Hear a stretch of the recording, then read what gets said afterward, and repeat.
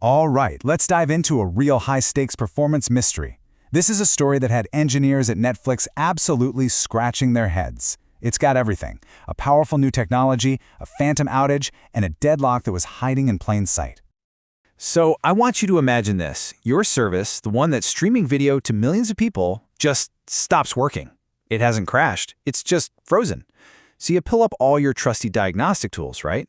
But they're all telling you the same thing. Everything's fine. The system is just idle, waiting for work. So where on earth did the problem go? Well, this wasn't a hypothetical. This was the exact scenario that was facing Netflix. Their engineers were deep in an investigation, looking at a whole series of intermittent timeouts and services that were just hanging. The symptoms were always the same, but they were also completely baffling. Okay, let's lay out the clues, detective style. First, services would just stop serving traffic, flat out. But the heart of the application, the Java virtual machines, the JVMs, they were still up and running. But here's the weird part. When the engineers took a snapshot to see what all the workers were doing, that's called a thread dump, it showed a perfectly idle system. The only real leads? All the affected apps were using the brand new Java 21, and they all had this one very strange symptom.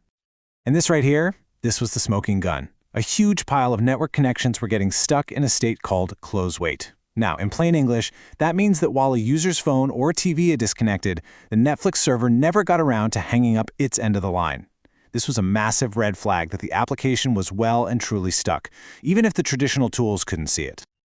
So the investigation was kind of hitting a wall, and that's because the team's standard tools were completely blind to a huge change that was happening under the hood. You see, these services had recently turned on one of Java 21's most exciting new features, virtual threads. And to actually see what they were doing, the engineers needed a totally different kind of tool.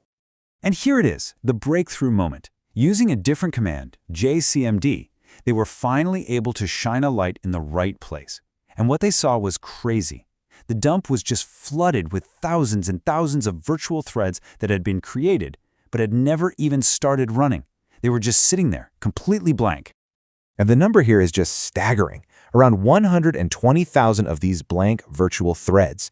But what's really incredible is that this number was a near perfect match for the number of connections that were stuck in that close-wait state. The two mysteries were one and the same. Each incoming request was creating a new virtual thread, grabbing a network connection, and then just stopping.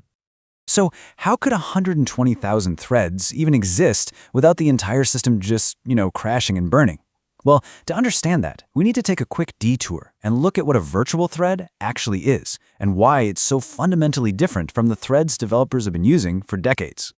So a virtual thread is basically a super lightweight thread that's managed entirely by Java itself, not the operating system.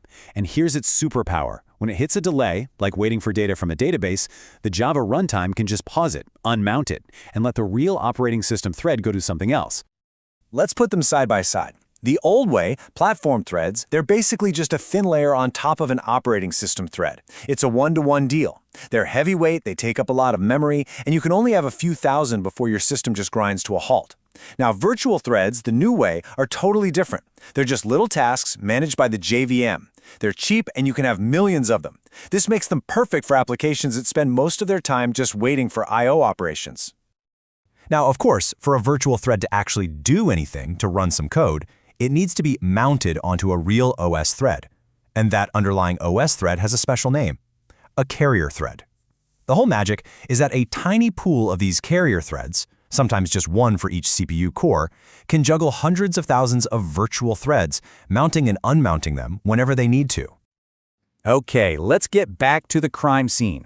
We know Netflix had a ton of these waiting virtual threads and only a very small pool of carrier threads to run them on.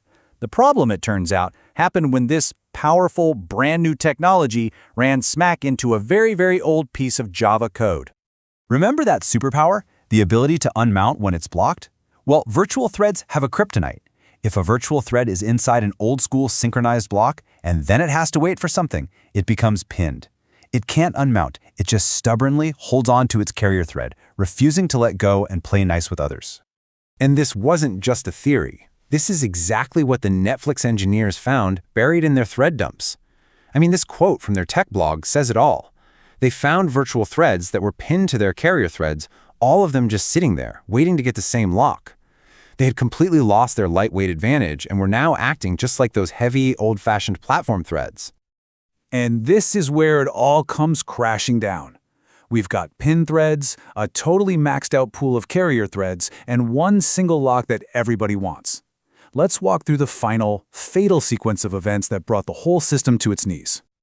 So here's how the gridlock happened. Step 1, 4 virtual threads got pinned while waiting for a lock, and in doing so, they occupied all 4 available carrier threads on the server. Step 2, the carrier pool is now completely exhausted. No other virtual thread anywhere in the application can run. Step 3, eventually, the thread that held the lock finishes and releases it. The very next virtual thread in line gets the signal, "Hey, it's your turn!" But, and this is the final step, the gridlock, that notified thread cannot run. Why? Because there are no carrier threads available for it to mount onto. They're all still occupied by the other pin threads waiting for the very same lock. The system is dead in the water. And this was the big reveal, a whole new kind of deadlock. As the Netflix team explains, this wasn't your textbook 2 threads, 2 locks problem. Nope, this was one lock and a very limited resource, that tiny handful of carrier threads. The carrier pool itself had become the second resource in a deadly embrace. So the case was cracked. The fix, by the way, was pretty simple. They replaced the old synchronized block with a more modern re-entrant lock, which is smart enough to not pin virtual threads. But this whole story leaves us with some really important lessons about using these powerful new tools. So, what should we all take away from this? Well, first, virtual threads are an absolutely incredible tool for boosting performance, especially for apps that do a lot of waiting.